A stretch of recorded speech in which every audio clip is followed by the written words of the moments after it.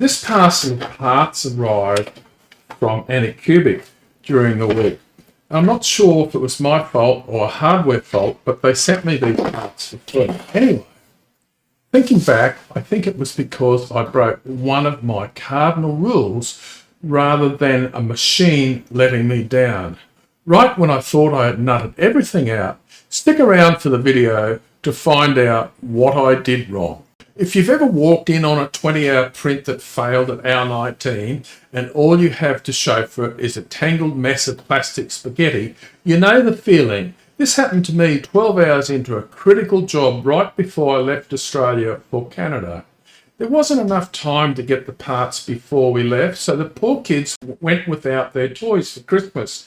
They had to make do with making a real snowman in Canada, which I'm sure was far more fun than staring at lifeless inert lumps of plastic. A few months earlier, I was about to swear off long, unattended prints for good.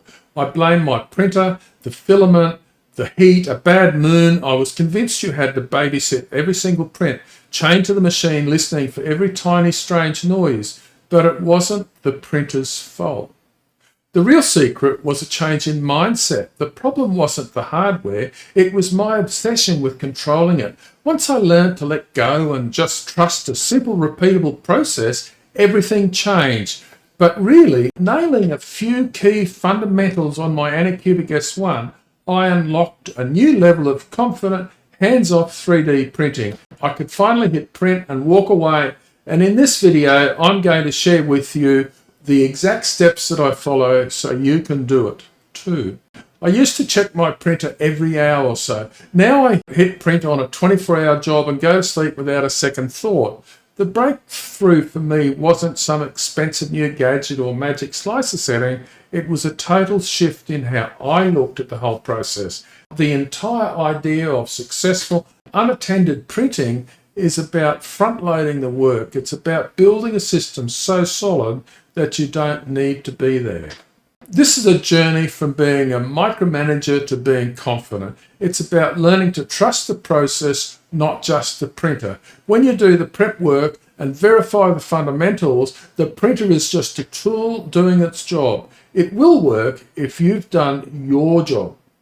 My Anycubic S1 combo is a fantastic machine, but I only started to truly appreciate it when I stopped fighting it and just let it work. This mindset is the real foundation.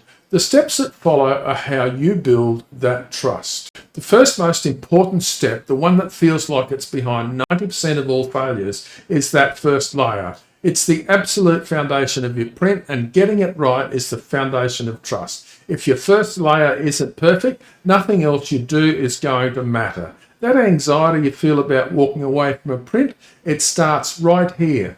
Once you know your first print layer is flawless, the confidence to leave it alone just comes naturally.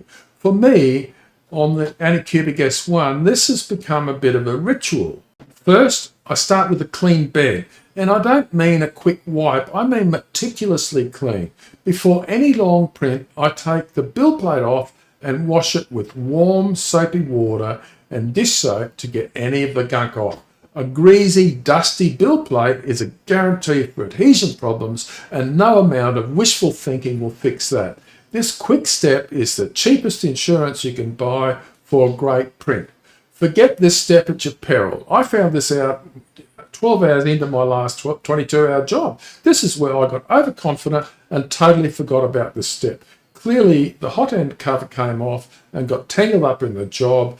But was this the cause, or was it the symptom? Could my lack of printer hygiene have caused the purge dough to peel off and cause that? In the cold light of my post-mortem, I think it was me. Second, leveling. Anycubic has an auto bed leveling system, which is an amazing starting point. I always run it before every print. Some people will try to tell you that auto leveling isn't a magic wand and you need to manually level your bed, but I don't believe them.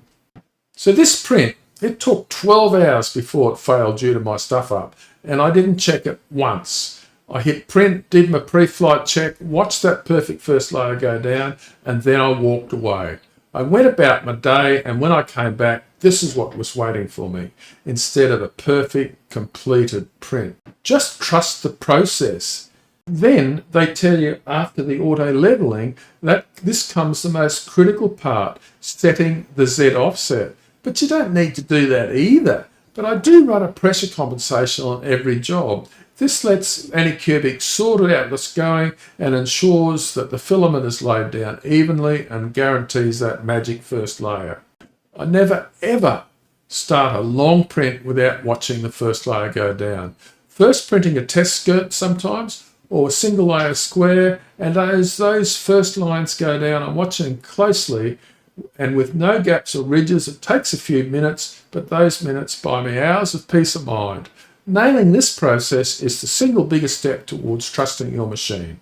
So here's a shameless plug. If you're enjoying this video, please like and subscribe. If you want to support the channel, please leave me a tip at ko-fi.com/Mr. Rod W. Over time, I'll upload some resources there to complement my videos, so be sure to check it out. Also, you'll find some coupons and discount codes through my affiliate links to get a great deal on Anycubic gear, including their printers. Just like a pilot who runs through a pre-flight check, I do a quick systematic check of my printer before any long job. This isn't deep maintenance, it's a 5-minute routine to catch simple, preventable problems that can wreck a multi-hour print. This checklist is my final handshake with the printer, our mutual agreement that we're ready to go. First, I check the filament path. Is the spool feeding freely? Is it tangled or crossed over anywhere? A snagged filament spool can cause under extrusion and kill a print hours after you've walked away. I also make sure there's enough filament to actually finish the job. It sounds obviously, but we've all been there. Are the filament dryers running? The Anycubic S1 Combo's active drying hub is a huge plus for keeping the material in perfect shape. But a quick physical check of the spool is still a good idea. Second, a quick mechanical once over. I gently wiggle the print head and the bed to feel any wobble. I check the belt tensions, they should be snug, kind of like a guitar string but not cranked down super tight. Loose belts can cause layer shifting and turning your print into a modern art masterpiece you didn't ask for. I also make sure the gantry moves smoothly up and down and the Z-axis has nothing in its way. A random piece of plastic from a prior print can cause a total failure. Third, I check the nozzle itself. I always make sure it's clean before print starts. Is there any crustic plastic left over from a previous job that can get dragged across the first layer, ripping it right off the bed? I usually preheat the nozzle and give it a quick, gentle scrub. This also makes sure that when the print starts, the filament flows immediately and consistently. This whole pre-flight check takes less than the time of making a cup of coffee, but has saved me from countless hours of frustration and spills of wasted plastic. It's a final check that turns a hopeful print command into a confident one. If these tips are clicking for you and changing how you think about the process, do me a favour and hit that subscribe button. My whole goal here is to make your 3D printing journey less frustrating and a lot more fun. And don't forget giving me a coffee at ko-fi.com. In the 3D printing world, everyone seems to be obsessed with speed. How fast can you print a Banshee? And yeah, the Anycubic S1 is incredibly fast, hitting speeds up to 600 millimeters a second, but for long, unattended prints, my philosophy is simple. Reliability beats speed every single time. My slicer settings aren't optimized for speed, they're tuned for the successful print. In fact, 9 times out of 10, I just accept the default settings. The most important reliability setting is the first layer speed. I slow it way down if required.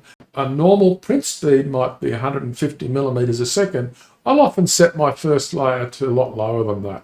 So this slow, deliberate pace gives the filament plenty of time to bond perfectly with the build plate, which dramatically improves adhesion. I've never found the need for adhesion aids. I almost always use a brim, usually 5 to 10 millimeters wide, and this brim creates a wider footprint for that critical first layer, giving the part a much stronger grip on the bed and seriously cutting down the chances of warping, especially on big models or parts with sharp corners. It adds time and uses more material, but a failed 18-hour print is way more wasteful. Third, I focus on layer bonding.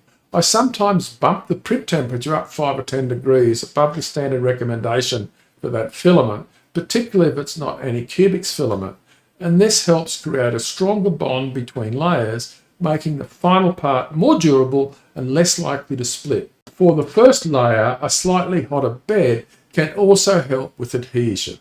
I also make sure the cooling fan is off for the first few layers, and this keeps those layers hotter for longer, letting them fuse to the bed more effectively before the fan kicks in to cool the rest of the print. Finally, I keep it simple.